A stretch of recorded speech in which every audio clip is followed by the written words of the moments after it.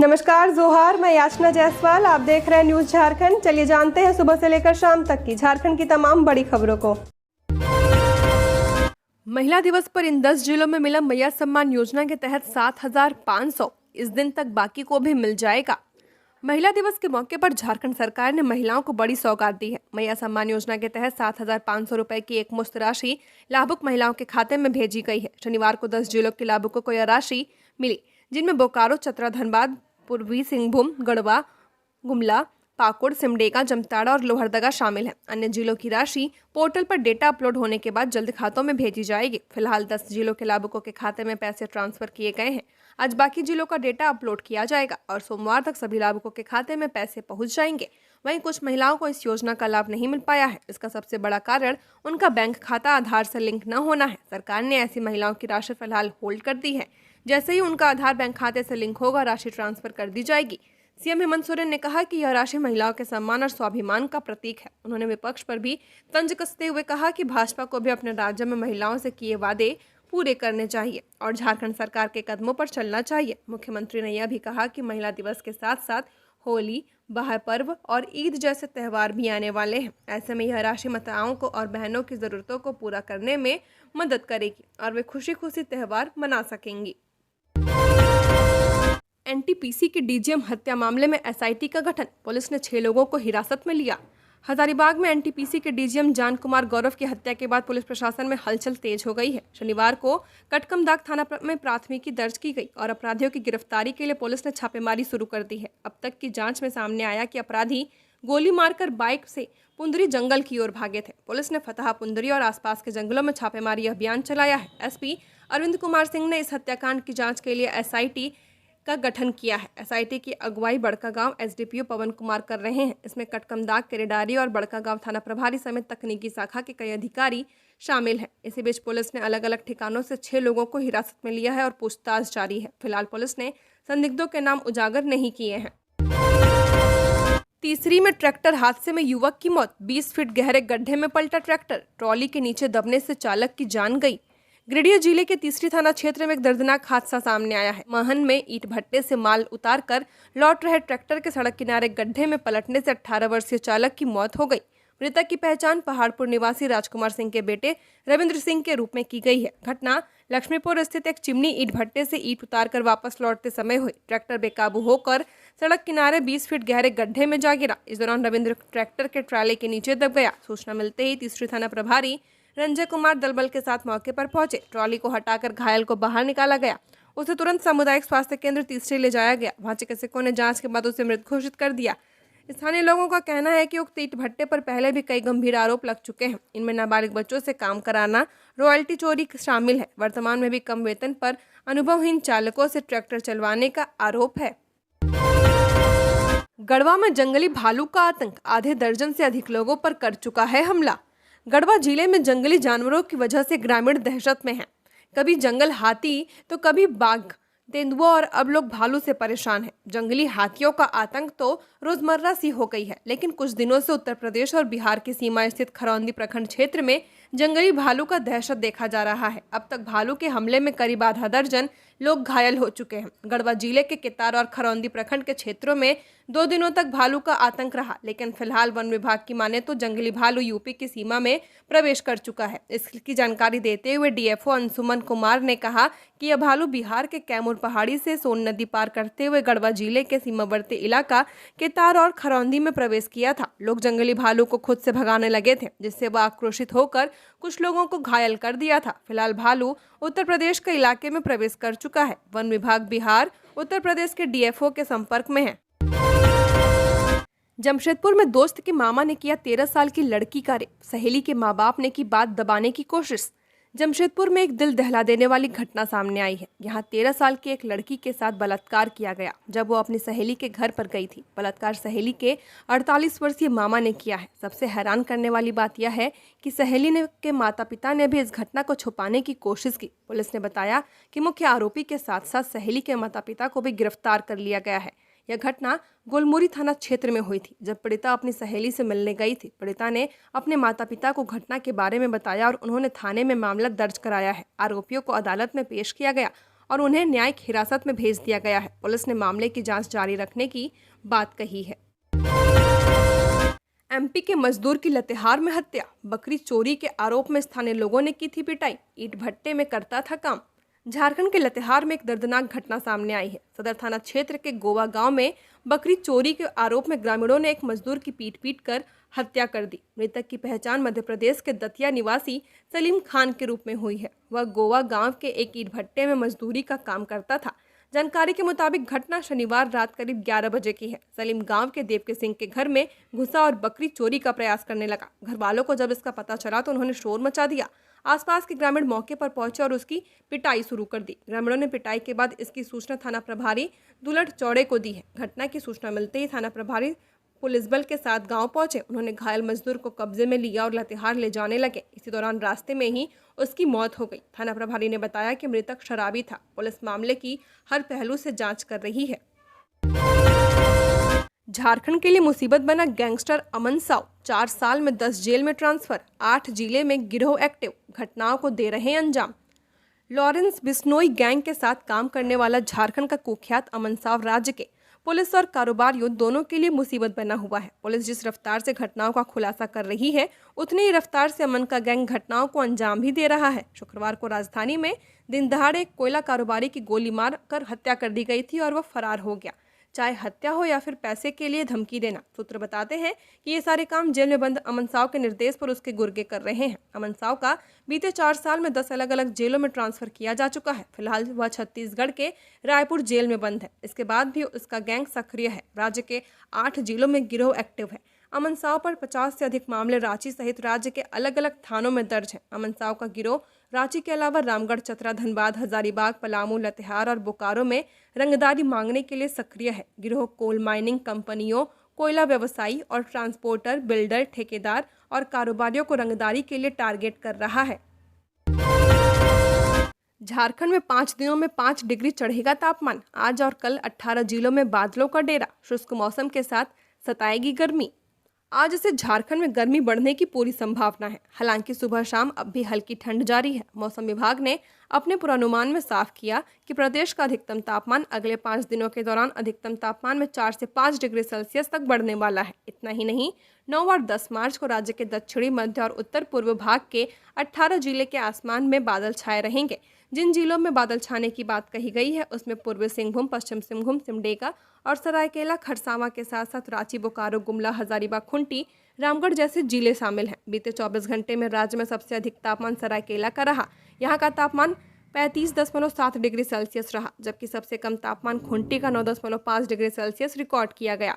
बात राजधानी रांची के तापमान की करें तो यहाँ का अधिकतम तापमान 30.1 डिग्री सेल्सियस रहा, जो सामान्य से 0.3 डिग्री सेल्सियस कम और पिछले 24 घंटे में 1.3 डिग्री सेल्सियस अधिक रहा। वहीं न्यूनतम तापमान 13.2 डिग्री सेल्सियस रहा, जो सामान्य से 2.6 डिग्री सेल्सियस कम था। वहीं 24 घंटे में 0.1 डिग्री सेल्सियस अधिक रहा। रामगढ़ में थाना प्रभारी ने कांग्रेस कार्यकर्ता को पीटा, विधायक ममता देवी ने दिया धरना।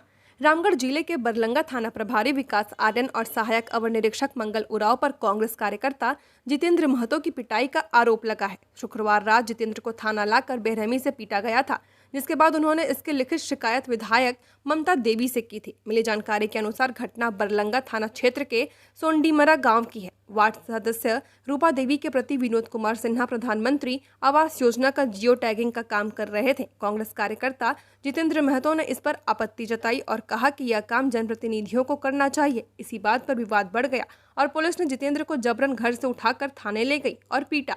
उन्होंने आरोप लगाया कि थाने में लाठी डंडों से इतना मारा गया कि वह बेहोश हो गए। होश आने पर फिर से पिटाई की गई और पानी तक नहीं दिया गया। घटना की सूचना मिलते ही विधायक ममता देवी बरलंगा थाना पहुंची और 2 घंटे तक वहीं बैठकर विरोध जताया है। उन्होंने एसपी और एसडीपीओ से फोन कर बात कर थाना प्रभारी को निलंबित करने की मांग की है। एसपी ने कार्रवाई का आश्वासन दिया, जिसके बाद विधायक रात 9 बजे थाना से निकली। उन्होंने थाना प्रभारी को फटकार लगाते हुए कहा कि आप जैसे अधिकारी युवाओं को बंदूक उठाने पर मजबूर करते हैं। मनरेगा मिट्टी मोरम सड़क के लिए तैयार हो रहा गाइडलाइन। ग्रामीण विकास विभाग ने मनरेगा अंतर्गत मिट्टी मोरम पथ की स्वीकृति प्रदान करने के लिए विस्तृत दिशा निर्देश तैयार कर रहा है। ग्रामीण इलाकों के गांव, कस्बों व टोलों में मनरेगा के तहत मिट्टी मोरम की सड़कें फिर से बनाने की प्रक्रिया शुरू की जाएगी। सरकार का मानना है कि आवागमन को बेहतर करने और मानव दिवस सृजन के लिए यह जरूरी है। वहीं रोजगार सृजन के लक्ष्य को हासिल करने के लिए भी इस कार्य को करने की योजना है। बता दें कि विगत दिनों ग्रामीण विकास मंत्री दीपिका पांडे सिंह ने भी विभाग के पदाधिकारियों को मनरेगा योजना के क्रियान्वयन में तेजी लाने का निर्देश दिया था और मिट्टी मोरम सड़क व बिरसा हरित ग्राम योजना के लिए विस्तृत गाइडलाइन बनाने को कहा था। जैक की मैट्रिक परीक्षाएं समाप्त, प्रैक्टिकल कल से। झारखंड एकेडमिक काउंसिल जैक की मैट्रिक की परीक्षाएं शनिवार को समाप्त हो चुकी हैं। इससे पहले 4 मार्च को इंटरमीडिएट की परीक्षा संपन्न हो गई थी। 10 से 25 मार्च तक मैट्रिक और इंटर की प्रायोगिक परीक्षाएं होंगी। इस महीने के अंतिम सप्ताह से उत्तर पुस्तिकाओं का मूल्यांकन शुरू हो जाएगा। मैट्रिक और इंटर की कॉपियां जांचने के लिए राज्य में करीब 60 मूल्यांकन केंद्र बनाए जाएंगे। मई में परिणाम जारी होंगे। पहले मैट्रिक और इंटर साइंस का, उसके बाद कला और वाणिज्य का रिजल्ट जारी हो सकेगा। 20 मई से परिणाम जारी किए जाएंगे और 31 मई तक सभी परिणाम जारी कर दिए जाएंगे। इसके अलावा 10 मार्च को पहली पाली में 8वीं की हिंदी, अंग्रेजी व अतिरिक्त भाषा की परीक्षा होगी। दूसरी पाली में गणित, विज्ञान, सामाजिक विज्ञान की परीक्षा होगी। 11 को 9वीं के पेपर 1 में हिंदी ए, हिंदी बी और अंग्रेजी की परीक्षा होगी। वहीं दूसरी पाली में पेपर 2 में गणित व विज्ञान की परीक्षा होगी। 12 को पेपर 3 में सोशल साइंस और अन्य भाषा विषय की परीक्षा होगी। झारखंड में नए बिजली टैरिफ को लेकर 19 मार्च से जनसुनवाई। झारखंड राज्य विद्युत नियामक आयोग वित्तीय वर्ष 2025-26 के लिए नए बिजली टैरिफ पर जनसुनवाई आयोजित करने जा रहा है। आयोग ने जनसुनवाई की तिथियां जारी कर दी हैं, जो 19 मार्च से शुरू होकर 25 मार्च तक चलेंगी। रांची में जनसुनवाई 25 मार्च को IMA हॉल, करमटोली चौक, बरियातू में आयोजित होगी। जनसुनवाई में इच्छुक व्यक्तियों, संस्थाओं, उपभोक्ता समूहों और विज्ञप्तिधारियों को शामिल होकर अपने सुझाव, आपत्तियां और मंतव्य प्रस्तुत करने का अवसर मिलेगा। नगर निगम लिमिटेड ने वित्तीय वर्ष 2025-26 के लिए बिजली टैरिफ 6.65 रुपये प्रति यूनिट से बढ़ाकर 8 रुपये 65 पैसे प्रति यूनिट करने का प्रस्ताव दिया है। डुप्लीकेट वोटर ID की समस्या 3 माह में हल करें। भारत निर्वाचन आयोग ने 10 को पुरानी डुप्लीकेट मतदाता पहचान पत्र नंबरों की समस्या को 3 महीने में हल करने का निर्देश दिया है। आयोग ने स्पष्ट किया है कि भारत की मतदाता सूची दुनिया का सबसे बड़ा मतदाता डेटाबेस है, जिसमें 99 करोड़ से अधिक मतदाता रजिस्टर्ड हैं। चुनाव आयोग मतदाता सूचियों को अपडेट करने के लिए हर साल वार्षिक विशेष सारांश संशोधन अभ्यास आयोजित करता है, जो हर साल अक्टूबर-दिसंबर की अवधि के दौरान होता है और अगले महीने जनवरी में अंतिम रोल प्रकाशित किए जाते हैं। चुनाव वाले राज्यों व केंद्र शासित प्रदेशों के लिए चुनाव से पहले SSR भी आयोजित किया जाता है। हाल ही में संपन्न SSR 2025 के लिए 7 अगस्त 2024 को सूची जारी की गई थी और अंतिम रोल 6 से 10 जनवरी 2025 के दौरान प्रकाशित किए गए थे। आयोग ने इसकी पारदर्शी प्रक्रिया को समझाते हुए कहा है कि प्रत्येक बूथ पर राज्य सरकार के अधिकारियों के बीच निर्वाचन पंजीकरण अधिकारी द्वारा एक बूथ स्तरीय अधिकारी नियुक्त किया जाता है। प्रत्येक बूथ पर राजनीतिक दलों को बूथ लेवल एजेंट नियुक्त करने का भी अधिकार है। सभी BLA को संबोधित बूथ की मतदाता सूची को सत्यापित करने और विसंगति होने पर शिकायत दर्ज करने का अधिकार है। गढ़वा में चोरी के बड़े मामले के खुलासे, 2 आरोपी गिरफ्तार। जिला में मंगलवार को धुरकी थाना क्षेत्र के सगमा स्थित सेंट्रल बैंक ऑफ इंडिया में चोरी के प्रयास और बंसीधर नगर के कचहरी के समीप कंप्यूटर सेंटर में हुई चोरी की घटना का पुलिस ने खुलासा कर दिया है। इसमें संलिप्त 2 आरोपियों की गिरफ्तारी की गई है। साथ ही चोरी का सामान भी बरामद किया गया है। पुलिस के मुताबिक गिरफ्तार दोनों आरोपियों में उत्तर प्रदेश के दूधी थाना क्षेत्र के निमियाडीह ग्राम निवासी सरफराज अंसारी और उसी थाने के डिगुल ग्राम निवासी अंकित कुमार यादव का नाम शामिल है। वहीं चोरी का बरामद किए गए सामानों में 2 printer, 1 inverter battery, 1 lamination machine, 3 mobile, 1 keyboard, 1 mouse समेत 6000 रुपए नकद शामिल हैं। गढ़वा SP दीपक पांडे ने बताया कि 3 मार्च को धुरकी थाना के सगमा स्थित सेंट्रल बैंक में चोरी के प्रयास और स्थानीय थाना क्षेत्र में कोर्ट के समीप 2 दुकानों में चोरी की घटना के बाद SDPO के नेतृत्व में एक छापेमारी टीम गठित की गई थी। इस आलोक में 2 आरोपियों को गिरफ्तार किया गया। दोनों आरोपी ने घटना को लेकर अपनी संलिप्तता स्वीकार कर लिया है। SP ने बताया कि घटना में 3 आरोपी शामिल थे। एक आरोपी फरार है, उसे भी जल्द गिरफ्तार कर लिया जाएगा। आपराधिक घटनाएं और सड़क हादसे रोकने की पुलिस की अनूठी पहल, अलग अलग अंदाज में दिखी पुलिस। आपराधिक वारदात और सड़क दुर्घटनाओं को कंट्रोल करने के लिए बगोदर पुलिस के द्वारा लोगों के बीच जागरूकता अभियान चलाया गया, जिसमें थाना प्रभारी विनय कुमार यादव मुख्य रूप से शामिल रहे।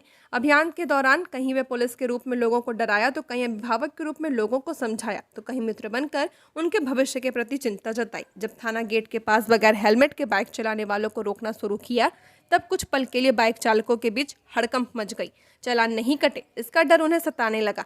पुलिस द्वारा जब उन लोगों से सवाल किया गया कि आप हेलमेट क्यों नहीं पहने हो, तब लोग अलग अलग बहाने बनाते नजर आए। इस बीच पुलिस की अगली कार्रवाई देख कुछ मिनटों में ही लोगों के चेहरे खिल गए और चालान कटने का डर भाग गया। Shahrukh Khan Ajay Devgan Tiger Shroff Jaipur consumer court में तलब। आरोप पान मसाला में केसर होने का दावा कर लोगों को भ्रमित किया जा रहा। बॉलीवुड अभिनेता शाहरुख खान, अजय देवगन, टाइगर श्रॉफ और विमल कुमार अग्रवाल को जयपुर कंज्यूमर कोर्ट ने तलब किया है। विमल कुमार अग्रवाल विमल पान मसाला बनाने वाली कंपनी जेबी इंडस्ट्रीज के चेयरमैन हैं। आरोप है कि केसर के नाम पर विमल पान मसाला खरीदने के लिए लुभाया जा रहा है, जबकि इसमें केसर है ही नहीं। केसर के नाम पर आम लोग भ्रमित हो रहे हैं। जयपुर के वकील योगेंद्र सिंह बडियाल की शिकायत पर यह नोटिस जारी किया गया है। जिला उपभोक्ता विवाद निवारण आयोग के अध्यक्ष ग्यारसी लाल मीणा और सदस्य हेमलता अग्रवाल ने 5 मार्च को सुनवाई की थी। अगली सुनवाई की तारीख 19 मार्च की सुबह 10 बजे तय की गई है। कोर्ट ने कहा कि यदि आप व्यक्तिगत रूप से या अपने अधिकृत प्रतिनिधि के माध्यम से उपस्थित होने में विफल रहते हैं तो एक पक्ष निर्णय लिया जाएगा। शिकायतकर्ता योगेंद्र सिंह बडियाल ने दावा किया कि विज्ञापन में कहा गया है कि दाने दाने में केसर का दम है। इसके कारण जेबी इंडस्ट्रीज करोड़ों रुपए कमा रही है। आम लोग नियमित रूप से पान मसाला खा रहे हैं। यह सेहत के लिए हानिकारक है और कैंसर जैसी गंभीर बीमारी का कारण बन रहा है। नेशनल महिला हॉकी लीग 2024-25 के लिए झारखंड टीम के ट्रायल में 29 खिलाड़ी चयनित। हॉकी इंडिया द्वारा 18 से 27 मार्च तक रांची में आयोजित नेशनल महिला हॉकी लीग 2025 फाइनल फेज के लिए रविवार को रांची के मरांग गोम के जयपाल सिंह मुंडा अंतर्राष्ट्रीय हॉकी स्टेडियम मोराबादी में झारखंड महिला हॉकी टीम गठन के लिए खिलाड़ियों का चयन ट्रायल हुआ। इसमें कुल 40 खिलाड़ी शामिल हुए। इनमें से 29 खिलाड़ी विशेष प्रशिक्षण शिविर के लिए चयनित किए गए हैं। अब इनका प्रशिक्षण शिविर 12 मार्च से होगा। इसके उपरांत झारखंड की फाइनल टीम घोषित की जाएगी, जो इस प्रतियोगिता में भाग लेंगे। ट्रायल में मुख्य रूप से हॉकी झारखंड के विजय शंकर सिंह, अंशुता लकड़ा, मनोज कोडबेगी, अश्रिता लकड़ा, जयंत करकेट्टा और दशरथ महतो भी शामिल थे। लातेहार डीटीओ ने पकड़ा अवैध कोयला। चेकिंग देख भाग रहा हाईवा नाली में फंसा, चालक मौके से फरार। लातेहार में अवैध कोयला परिवहन का एक बड़ा मामला सामने आया है। रविवार की सुबह 4 बजे सदर थाना क्षेत्र में एक हाईवा नाली में फंस गया। यह घटना मुन्ना ड्रेसेस के पास हुई है। डीटीओ सुरेंद्र कुमार धर्मपुर मोड़ पर वाहन चेकिंग कर रहे थे। उन्होंने हाईवा को रोकने की कोशिश की, लेकिन चालक तेज गति से भागने लगा और नाली में जा फंसा। चालक मौके से फरार हो गया। जिला खनन निरीक्षक की जांच में पता चला कि हाईवा में लदे कोयले का झारखंड में कहीं से भी चालान जारी नहीं हुआ था। हाईवा पर मगध से कुशमाही लिखा था। इससे स्पष्ट है कि वाहन को मगध से कुशमाही साइडिंग तक कोयला पहुंचाना था, लेकिन कोयला वहां न जा गिराकर अवैध रूप से दूसरी जगह भेजा जा रहा था। हाईवा के नंबर को लाल रंग से मिटाने की कोशिश भी की गई थी। सूत्रों के अनुसार मगध कोलियरी से प्रतिदिन 1 दर्जन से अधिक हाईवा से अवैध कोयला जिले से बाहर भेजा जा रहा है। यह कोयला आसपास के ईंट भट्टों में भी गिराया जाता है। पुलिस और खनन विभाग को घटना की सूचना दे दी गई है। हाईवा को जब्त कर थाने भेज दिया गया है। मामले की जांच जारी है। उपराष्ट्रपति जगदीप धनखड़ की तबीयत बिगड़ी, एम्स में भर्ती। उपराष्ट्रपति जगदीप धनखड़ को सीने में दर्द और बेचैनी की शिकायत के बाद दिल्ली के एम्स अस्पताल में भर्ती कराया गया है। बता दें कि 73 वर्षीय धनखड़ को डॉक्टर राजीव नारंग की देखरेख में क्रिटिकल केयर यूनिट में एडमिट किया गया है। अस्पताल से मिली जानकारी के मुताबिक उनकी हालत फिलहाल स्थिर है और उनका इलाज जारी है। डॉक्टरों की एक टीम उनके स्वास्थ्य का पूरी तरह से ख्याल रख रही है। इस बीच स्वास्थ्य मंत्री जेपी नड्डा उपराष्ट्रपति के हालचाल जानने के लिए अस्पताल पहुंचे। जानकारी हो कि उपराष्ट्रपति जगदीप धनखड़ अपनी बेबाकी और सक्रियता के लिए जाने जाते हैं। 73 वर्ष की उम्र में भी वह बेहद सक्रिय रहते हैं। राज्यसभा की कार्यवाही के दौरान उनकी कार्यकुशलता को भी सभी ने सराहा है। मानगो बाजार के पूजा दुकान में चोरी, गल्ले से 4.5 लाख रुपए गायब। 3 कर्मचारियों से हो रही पूछताछ। जमशेदपुर के मानगो थाना क्षेत्र में एक पूजा दुकान से चोरी का मामला सामने आया है। दुकान के मालिक अशोक कुमार को रविवार की सुबह चोरी का पता चला। उन्होंने बताया कि शनिवार रात को दुकान बंद करके वह घर चले गए थे। गले में रखे 4.5 लाख रुपए चोरी हो गए हैं। इस राशि में से 3 लाख रुपए उनके खुद के थे, बाकी 1.5 लाख रुपए पड़ोस की शंकर आयुर्वेद दुकान के मालिक के थे। अशोक ने बताया कि होली के लिए सामान खरीदने के लिए पैसे रखे थे। पुलिस ने मौके पर पहुंचकर जांच शुरू कर दी है। दुकान में काम करने वाले 3 कर्मचारियों को हिरासत में लेकर पूछताछ की जा रही है। पुलिस आसपास लगे सीसीटीवी कैमरों की फुटेज भी खंगाल रही है। होली के लिए प्राकृतिक विधि से तैयार किया जा रहा पलास हर्बल गुलाल, जानिए क्या है खास। झारखंड के सिमडेगा जिले में महिलाएं होली के लिए प्राकृतिक विधि से हर्बल गुलाल बनाकर तैयार कर रही हैं। नारी सशक्तिकरण की मिसाल पेश करती हुई ठिठई टांगर प्रखंड के चांदनी आजीविका स्वयं सहायता समूह एवं पाकर टांड के विकास आजीविका स्वयं सहायता समूह सहित 52 प्रखंडों के द्वारा प्राकृतिक विधि से पलास ब्रांड अंतर्गत पलास हर्बल गुलाल तैयार किया जा रहा है। बता दें कि प्राकृतिक गुलाल बनाने के लिए सूखे हुए पलाश के फूलों का प्रयोग किया जाएगा। इसमें हरा रंग बनाने हेतु सूखा हुआ पालक साग, गुलाबी रंग बनाने हेतु चुकंदर, पीला रंग बनाने के हेतु हल्दी एवं फूल, लाल रंग के लिए फूल का प्रयोग किया जा रहा है, जो पूर्ण रूप से प्राकृतिक है। इस प्रकार के गुलाल त्वचा को किसी भी प्रकार से नुकसान नहीं पहुंचाते। महिला मजदूर के 2 बच्चों के जन्म में सिर्फ 4 महीने का अंतर, फिर भी मिला मातृत्व लाभ का पैसा। राज्य में एक महिला मजदूर के 2 बच्चों के जन्म में सिर्फ 4 महीने का अंतर होने के बावजूद उसे दोनों बच्चों का मातृत्व लाभ दिया गया है। महालेखाकार ने मजदूरों के लिए चलाई जा रही कल्याणकारी योजनाओं और ऑडिट के दौरान इस तरह की गड़बड़ी पाई है। रिपोर्ट के अनुसार राज्य में भवन निर्माण व अन्य कार्यों से जुड़े निलंबित मजदूरों को कई तरह का लाभ देने का प्रावधान है। इन कल्याणकारी योजनाओं के संचालन कामगारों के लिए गठित कल्याण बोर्ड द्वारा किया जाता है। सरकार द्वारा निबंधित महिला मजदूरों के लिए मातृत्व योजना चलाया जाता है। इस योजना के तहत एक बच्चे के जन्म पर महिला मजदूर को मातृत्व लाभ के रूप में 15,000 रुपए देने का प्रावधान है। ऑडिट के दौरान पाया गया कि धनबाद की एक महिला मजदूर को मातृत्व योजना का लाभ देने के लिए बच्चे के जन्म से संबंधित 2 जन्म प्रमाण पत्र सौंपे गए थे। एक प्रमाण पत्र पाटलिपुत्र मेडिकल कॉलेज अस्पताल द्वारा जारी किया गया था। इसमें बच्चे की जन्म तिथि 27 सितंबर 2020 बताई गई थी। इसी महिला मजदूर के दूसरे बच्चे का जन्म प्रमाण पत्र प्राथमिक स्वास्थ्य केंद्र टुंडी द्वारा जारी किया गया था। प्रमाण पत्र में जन्म तिथि का उल्लेख नहीं किया गया था, लेकिन प्रमाण पत्र से साथ लगे दस्तावेज में 30 जनवरी 2021 को बच्चे के जन्म होने का उल्लेख किया गया था। इस तरह इस महिला मजदूर के 2 बच्चों के जन्म के बीच सिर्फ 4 महीने का अंतर था। साथ ही उसके दोनों बच्चों के लिए 30,000 रुपए के मातृत्व लाभ का भुगतान किया गया था। वाणिज्य कर विभाग के 100 से अधिक कर्मचारियों को 2 माह से वेतन नहीं। वाणिज्य कर विभाग के 100 से ज्यादा कर्मचारियों को पिछले 2 माह से वेतन नहीं मिला है। वेतन नहीं मिलने का मुख्य कारण मुख्य निकासी एवं व्यय पदाधिकारियों का नहीं होना है। वाणिज्य कर अधिकारियों को वेतन नहीं मिलने का मामला विभाग के 5 प्रमंडलों के 17 अंचलों से संबंधित है। दिल्ली की गरीब महिलाओं को हर महीने रुपए 2500 मिलेंगे, कैबिनेट ने मंजूरी दी। नड्डा ने योजना की घोषणा की, रजिस्ट्रेशन की तारीख तय नहीं। दिल्ली सरकार ने अंतर्राष्ट्रीय महिला दिवस के मौके पर महिला समृद्धि योजना लॉन्च कर दी है। इसमें बीपीएल परिवार की महिलाओं को हर महीने 2500 रुपए दिए जाएंगे। दिल्ली में 72 लाख महिला मतदाता है। अनुमान है कि करीब 20 लाख महिलाओं को इस योजना का फायदा मिलेगा। भाजपा अध्यक्ष जेपी नड्डा ने जवाहरलाल नेहरू स्टेडियम में योजना शुरू करने की घोषणा की है। इससे पहले शनिवार सुबह दिल्ली कैबिनेट की बैठक में योजना को मंजूरी दी गई थी। योजना लॉन्च करते हुए नड्डा ने कहा, मैं सीएम रेखा गुप्ता और अन्य लोगों को बधाई देता हूं कि दिल्ली में इस योजना को लागू करने के लिए 5,100 करोड़ रुपए जारी किए गए हैं। योजना तुरंत शुरू की जाएगी।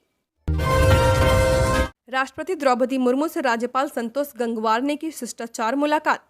झारखंड के राज्यपाल संतोष कुमार गंगवार ने महिला दिवस के अवसर पर 8 मार्च को राष्ट्रपति द्रौपदी मुर्मू से मुलाकात की। उन्होंने राष्ट्रपति से नई दिल्ली के राष्ट्रपति भवन में शिष्टाचार भेंट की। उन्होंने इस अवसर पर राज्य के विकास से संबंधित विभिन्न विषयों पर विस्तृत चर्चा की तथा राष्ट्रपति को राजभवन रांची द्वारा प्रकाशित राजभवन पत्रिका की प्रति भेंट की। महिलाओं को एक हत्या करने की छूट दी जाए, एनसीपी का राष्ट्रपति को लेटर। दमनकारी बलात्कारी मानसिकता को खत्म करने की बात। एनसीपी शरद पवार की महिला विंग ने शनिवार को राष्ट्रपति द्रौपदी मुर्मू को लेटर लिखा। इसमें मांग की गई कि महिलाओं को एक हत्या करने की छूट दी जाए, क्योंकि महिलाएं दमनकारी बलात्कारी मानसिकता को खत्म करना चाहती हैं। विंग के अध्यक्ष रोहिणी खड़से ने कहा कि हम सभी महिलाओं की ओर से एक हत्या करने के लिए छूट की मांग कर रहे हैं। इसका उद्देश्य राज्य में कानून और व्यवस्था की स्थिति को लेकर राज्य सरकार पर निशाना साधना है। एक सर्वे रिपोर्ट का हवाला देते हुए उन्होंने कहा कि भारतीय महिलाओं के लिए सबसे असुरक्षित देश है, क्योंकि उनके खिलाफ अपहरण और घरेलू हिंसा जैसे कई अपराध हो रहे हैं। हाल ही में मुंबई में 12 साल की बच्ची का रेप हुआ था उसी घटना को लेकर एनसीपी ने यह मांग की है। रोहिणी महाराष्ट्र के एनसीपी नेता एकनाथ खड़से की बेटी हैं। जेल में बंद आईएएस अधिकारी छवि रंजन के विरुद्ध ईडी ने मांगी अभियोजन की स्वीकृति। जेल में बंद झारखंड कैडर के आईएएस अधिकारी छवि रंजन के विरुद्ध ईडी ने राज्य सरकार से अभियोजन स्वीकृति की मांग की है। ईडी के पत्र के बाद कार्मिक एवं प्रशासनिक सुधार विभाग ने मंत्रिमंडल सचिवालय एवं निगरानी विभाग से अभियोजन स्वीकृति की मांग करने का प्रस्ताव दिया है। उम्मीद की जा रही है कि अगले सप्ताह राज्य सरकार द्वारा छवि रंजन के विरुद्ध अभियोजन की स्वीकृति दे दी जाएगी। मालूम हो कि रांची के डीसी रहे 2011 बैच के आईएएस अधिकारी छवि रंजन को ईडी ने बरियातू रोड स्थित सेना की कब्जे वाली 4.55 एकड़ जमीन के अवैध खरीद बिक्री के मामले में 4 मई 2023 को गिरफ्तार किया था। उस समय से वह जेल में बंद है। पिछले दिनों हाईकोर्ट में उनके मामले की सुनवाई हुई थी। कोर्ट ने 19 मार्च को अगली सुनवाई की तिथि मुकर्रर की है। मालूम हो कि छवि रंजन के मामले में सुप्रीम कोर्ट पहले ही जमानत की याचिका को खारिज कर चुका है। झारखंड की और खबरों के लिए बने रहिए हमारे साथ। हमारे चैनल न्यूज झारखंड पर चैनल को सब्सक्राइब करें, साथ बेल आइकन को प्रेस करें। नमस्कार।